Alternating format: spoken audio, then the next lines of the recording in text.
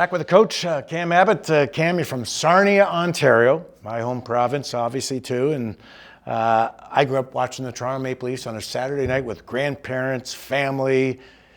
I'm sure you did the same. Do you recall any of that with your family sitting on a Saturday night watching the Leafs play? Absolutely. Yeah, we were Leaf fans. It's been challenging through the years, as everybody knows. But 1967. Yeah. Growing up, we watched a lot of athletic, a lot of sports on TV, particularly the Leafs and hockey night in Canada. Maybe the late game even some nights. So, right. Your mother, Joanne, said that she put you two in hockey because you had so much energy and you were destroying the house. You just were nonstop. So looking back now, getting into the game itself as a player, how did you two compete? I mean, it must have been unbelievable.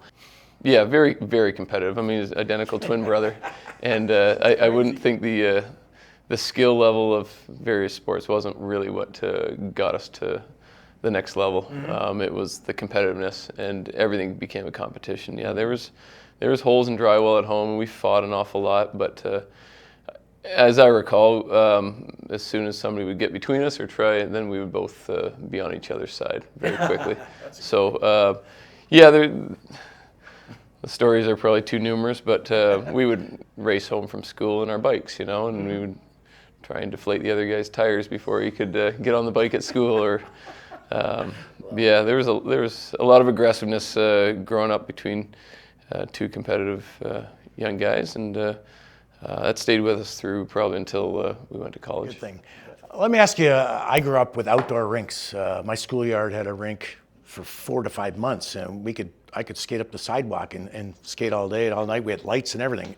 Did you guys, I know it's a temperature change has been crazy, but were you able to skate outside a lot? Every season, I would think there'd be at least a month or so where there's a pond just up the street that we would drag a sled to with all our gear on the back. We also had a family. My grandfather and grandmother had a farm which had a big pond that we would spend a couple weeks a year. Usually around Christmas time, we'd be out there, and there's a lot of memories from those.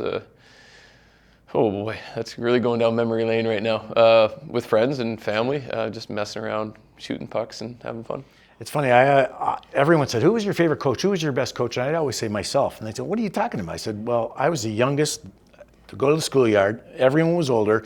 And if I wanted to compete, I had to be able to play with them. And I said, that's where you learn. I mean, you push yourself, and it's kind of like your players now. But I thought that was kind of neat now looking back, that I felt that was the case. There wasn't one individual. There was lots of them. But if you didn't push yourself to be a better player, then you wouldn't be able to compete at the schoolyard. No, and it came very naturally. The luxury that we had was it was Chris and I, and so there was a built-in, competitor, and also somebody to do things with.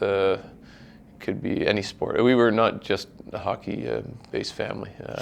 So your youth hockey, I want to ask you this question because it's Sarnia, Port Huron. If you don't know, when I was a kid, there was a tournament called the Silver Stick that everybody wanted to play in. And it was a huge event. Did you ever go to those events? Did you ever play in the Silver Stick? We did. We won two Silver Sticks. Yeah, nice. I think it was Adam in Sarnia. In fact, it was a memorable experience, and.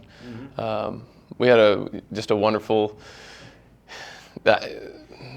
Can't say enough about the opportunities that our parents offered us and the sacrifices they made, as we mentioned earlier, that it takes. And now I recognize as a parent how extreme that is, and especially for two, and then two other siblings that had their own stuff going on as well. It was a lifestyle that they chose to offer for us, and the Silver Stick was a great memory.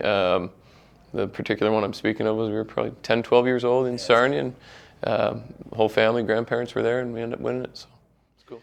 Well, jokingly, your mother, again, Joanne, she said if it wasn't for youth hockey, you'd both be in jail, you and Chris. It's pretty thoughtful, Mom. Yeah. I could see it though. Well, I could see it though. We could leave it at that. I don't know.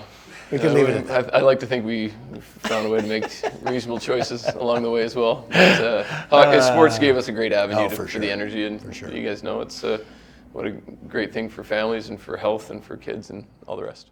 Fun stuff, as always. We'll be back with more Wolves hockey after this.